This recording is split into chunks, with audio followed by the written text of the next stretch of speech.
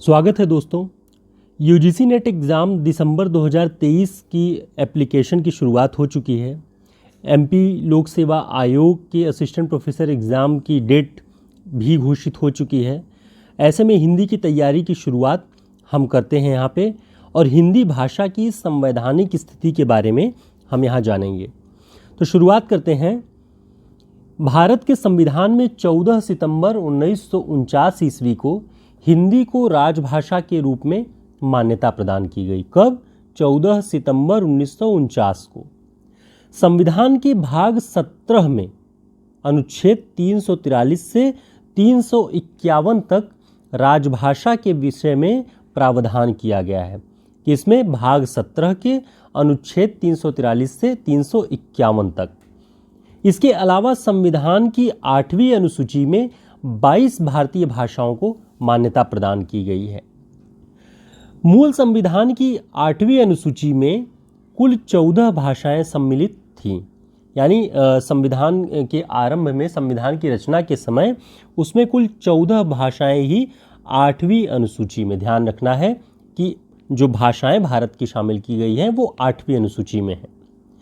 और ये 14 निम्न हैं: असमिया, बंगला, गुजराती, हिंदी, कन्नड़, कश्मीरी, मलयालम, मराठी, उड़िया, पंजाबी, संस्कृत, तमिल, तेलुगु और उर्दू। ये 14 जो भाषाएं थी, ये संविधान के निर्माण के समय 8वीं अनुसूची में शामिल की गई थी। इसके अलावा बीच बीच में अन्य भाषाओं को भी 8वीं अनुसूची में शामिल करने की मांग उठी, और तमाम संविधान संशोधनों के द्वारा कुछ और भाषाओं को शामिल किया गया, जिनका विवरण हम देखते हैं कि 21वें संविधान संशोधन अधिनियम 1967 में 1967 में सिंधी भाषा जोड़ी गई। यानी 14 जो भाषाएं थी हमारी, उसमें एक सिंधी 1967 में जोड़ी गई, तो कुल संख्या हो गई 15। उसके बाद 71वें संविधान संशोधन अधिनियम 1992 के द्वारा 15 में 3 और भाषाओं, कोंकणी, नेपाली और मणिपुरी को जोड़ने का प्रावधान किया गया, जिससे इनकी संख्या बढ़कर 15 से 18 हो गई। उसके बाद 1992वें संविधान संशोधन अधिनियम 2003 में इन 18 जो अब तक की संख्या थी, उसमें बोडो, डोंगरी, मैथिली और संथाली 4 और भाषाओं को जोड़ा गया, और जिससे इसकी संख्या बढ़कर 22 हो गई। तो हमें ये तीनों संविधान संशोधन अधिनियम ध्यान रखने हैं, और हर अधिनियम में कौन कौन सी भाषाएं जोड़ी गई वो हमें ध्यान रखने हैं, जो कि बहुत ही इम्पॉर्टेंट है।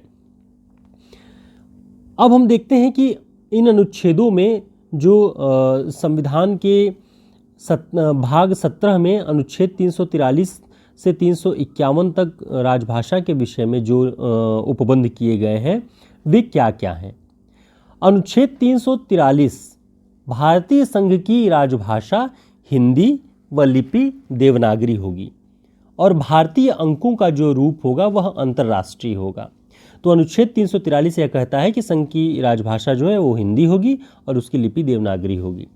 अनुच्छेद 344 कहता है कि राष्ट्रपति आरंभिक 5 वर्षों के बाद से प्रत्येक 10 वर्षों पर राजभाषा आयोग का गठन करेगा। यानी राजभाषा जब संविधान में दर्ज की गई 14 सितंबर 1949 को, उसके 5 वर्षों के बाद से प्रत्येक 10 वर्षों पर राजभाषा आयोग का गठन करेगा। आयोग हिंदी भाषा के आधिकारिक और शासकीय प्रयोजनों में प्रयोग की हिंदी के प्रयोग की सिफारिश करेगा। संघ और राज्य, एक राज्य और दूसरे राज्य के बीच पत्रादि की भाषा के रूप में हिंदी के प्रयोग को प्रोत्साहित किया जाएगा। संघ और राज्य के बीच में कोई अगर पत्र आदि होता है, या एक राज्य दूसरे राज्य से कोई पत्र आदि एक दूसरे के बीच में लिखता भेजता है, तो उसकी भाषा हिंदी हो, ऐसा प्रयोग प्रोत्साहित करना अनुच्छेद 343 में दिया गया है। 44 में अनुच्छेद 345 क्या कहता है? अनुच्छेद 345 कहता है कि किसी राज्य का विधानमंडल विधि द्वारा उस राज्य में प्रयोग की जा रही किसी एक या अधिक भाषा को या हिंदी को उस राज्य में शासकीय प्रयोजनों के लिए अंगीकार कर सकता है, और जब तक ऐसा नहीं होता है तब तक अंग्रेजी का प्रयोग यथावत जारी रहेगा। यानी अगर उस राज्य में एक या अधिक कोई भाषा प्रयोग की जा रही है तो वो चलती रहेगी, या फिर हिंदी को उस राज्य के शासकीय प्रयोजनों में काम में लाया जाता रहेगा, और अगर ऐसा कुछ नहीं है तो अंग्रेजी भाषा का प्रयोग होता रहेगा। अनुच्छेद 343 ये कहता है कि इस अनुच्छेद के माध्यम से एक राज्य और दूसरे राज्य के मध्य पत्रादि की भाषा हिंदी हो सकती है यदि वे ऐसी मांग करते हों, ऐसा वे चाहते हों। यह अनुच्छेद इस प्रयोग को मान्यता प्रदान करता है।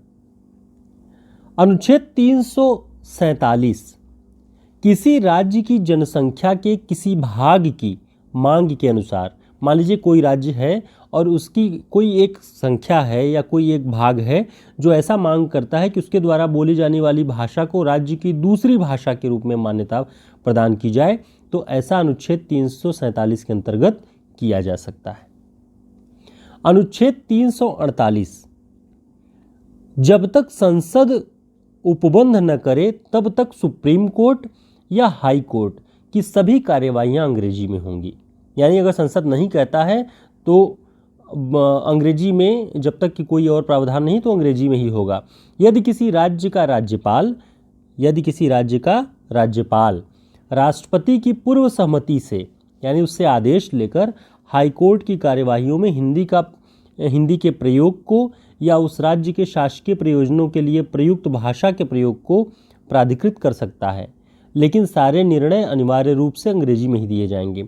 यानी राज्यपाल चाहे तो राष्ट्रपति से पूर्व अनुमति लेकर हाईकोर्ट की कार्यवाहियों को हिंदी के माध्यम से या हिंदी में कर सकता है, करने का आदेश दे सकता है, लेकिन हाईकोर्ट के द्वारा जो भी डिसीजंस दिए जाएंगे वो अनिवार्य रूप से अंग्रेजी में होंगे। अनुच्छेद 349 राष्ट्रपति भाषा के संदर्भ में किसी भी विधेयक पर राजभाषा आयोग और भाषा समिति के प्रतिवेदन पर विचार करेगा, उसके बाद ही वह विधेयक संसद में पेश किया जा सकेगा। अर्थात राष्ट्रपति के पूर्वानुमति के बिना भाषा संबंधी कोई विधेयक संसद में प्रस्तुत नहीं किया जा सकता, यह अनुच्छेद 349 कहता है।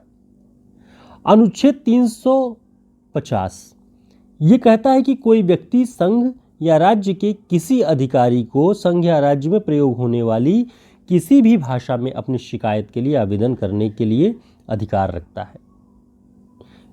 आगे इसी में और भी है कि अल्पसंख्यक वर्गों के लिए कुछ प्रावधान है अनुच्छेद 350 के अंतर्गत कि भाषाई अल्पसंख्यक वर्गों के बच्चों को उनकी मातृभाषा में शिक्षा प्राप्त करने का अधिकार होगा। भाषाई अल्पसंख्यक वर्गों के लिए राष्ट्रपति एक अधिकारी नियुक्त करेगा जो उनके भाषाई हितों की रक्षा करेगा। उसके निर्देशों को राष्ट्रपति संसद में रखवाएगा और राज्य की सरकारों को भी भिजवाएगा। तो ये अनुच्छेद 350 भाषाई अल्पसंख्यक वर्गों के लिए प्रावधान करता है। अनुच्छेद 351 संघ का यह कर्तव्य होगा कि वह हिंदी भाषा का प्रसार एवं विकास करे।